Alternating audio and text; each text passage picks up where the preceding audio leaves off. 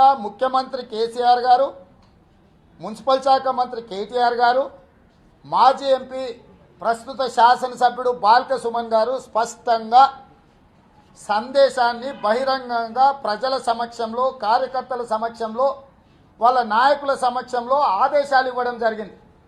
TRS party, TRS నాయకుల యొక్క అవినీతి అక్రమాలకు సంబంధించి ప్రభుత్వంలో పరిపాలనలో జరుగుతున్న తప్పిదాల మీద ఎవరు మాట్లాడినా, ప్రశ్నించినా తొక్కేసేయండి, నలిపేసేయండి, చంపేసేయండి, నశంలాగా నలిపేసేయండి అని వాళ్ళు చెప్పడం జరిగింది. ఇక్కడ ఎవరు చేతులు ముడుచుకొని కూర్చోరు. ఈ పిచ్చి పనులు బంద్ చేసుకుంటే మంచిది. వాళ్ళ పార్టీలు, వాళ్ళ నాయకత్వాలు కూడా ఒళ్ళు దగ్గర పెట్టుకోవాలి, జాగ్రత్త అని కూడా నేను హెచ్చరిక చేస్తా ఉన్నా. సహనానికి కూడా ఒక హద్దులు ఉంటాయి, పిచ్చి వాగుడు కూడా ఒక హద్దు ఉంటుంది. హద్దు మీరినాడు ఏం చేయాలో మాకు కూడా తెలుసు. ఈ గోకాసులు మాకు గోచి కింద కూడా లెక్క కాదు, తొక్కి పడేస్తాం, జాగ్రత్త అని కూడా మనవి చేస్తా ఉన్నా. నలుసు కూడా మీరు నష్టం కూడా మిగిలారు. దేనికైనా కూడా హద్దులు ఉంటాయి. సందర్భం వచ్చినాడు ఎట్లా బుద్ధి చెప్పాలి, ఎట్లా తన్ని తరిమేయాలో కూడా తప్పకుండా ఆ పని తప్పకుండా టీఆర్ఎస్ పార్టీ నాయకులు చేస్తారు.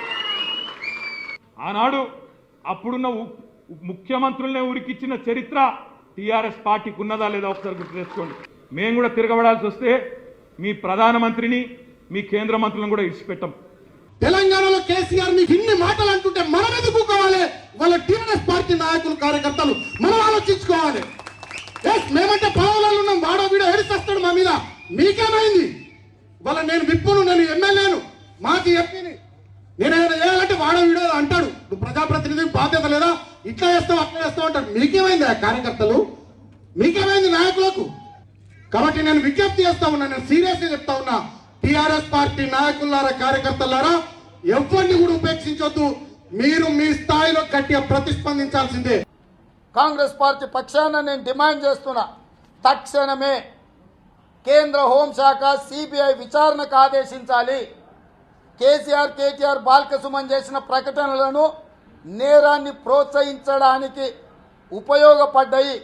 వీళ్ళు పాపులర్ పొలిటికల్ ఎలక్టెడ్ రిప్రజెంటేటివ్స్.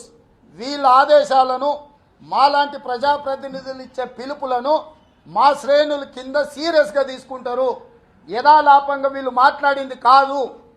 వీళ్ళు చేస్తున్న అక్రమాలను తొక్కిపెట్టడానికి, కప్పిపుచ్చుకోవడానికి, శ్రేణులను ఉసిగొలిపి ప్రశ్నించే గొంతులను చంపాలని స్పష్టంగా తెలంగాణ రాష్ట్ర ప్రభుత్వం ఆదేశాలు ఇచ్చింది.